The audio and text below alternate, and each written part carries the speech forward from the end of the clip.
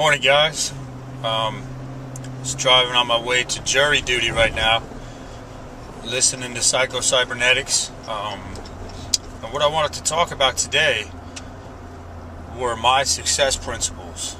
Now, don't get this twisted up that this has nothing to do with lifting and succeeding in the gym, especially you college kids. I know I'm getting a lot more of you guys on my site. Same mentality applies to the weight room, okay, as does to the rest of your life. And I'll make a list of these below. First success principle, I followed this all the way since high school. When the alarm clock goes off in the morning, feet gotta hit the ground, get up, don't hit snooze. Reason being, if you hit snooze, it's harder to get up. That's been proven through sleep studies. Throws you off hormonally for the rest of the day. And you're not really having that go-getter type of attitude. So what I do is I put the alarm clock on the other side of the room. Get up before everybody else. If you do that your whole life and you outwork everybody, you're going to succeed. Nothing's going to stop you. Surround yourself by great people. I love putting myself around the successful businessmen at my gym. I met with one of them last night after hours. I do conference calls with guys around the country that are ahead of me right now. And I stay up late sometimes. Some of these guys are on the West Coast, but you got to surround yourself by people that have succeeded already and already blazed that trail. Education. Education is huge. I remember we were watching a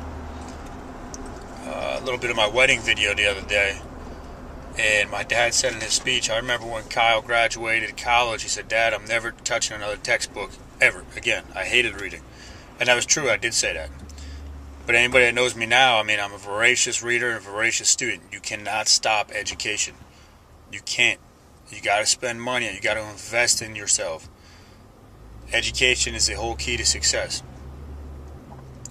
And you got to remember, guys, seek out those situations which are tough and are going to make you uncomfortable. Step outside your comfort zone. I'm reading a book called Thick Face, Black Heart right now, and she says in there, your character is not built when it's sunny and it's all roses outside.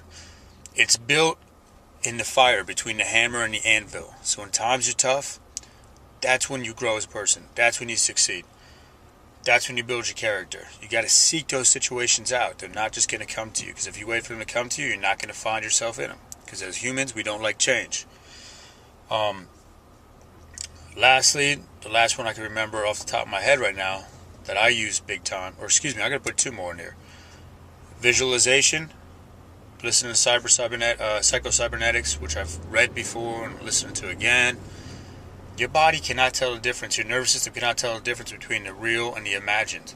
So you got to visualize every day where you're going to be, what your life's going to be like, who you're going to be around. Those become stored memories, like they actually happen. So very important.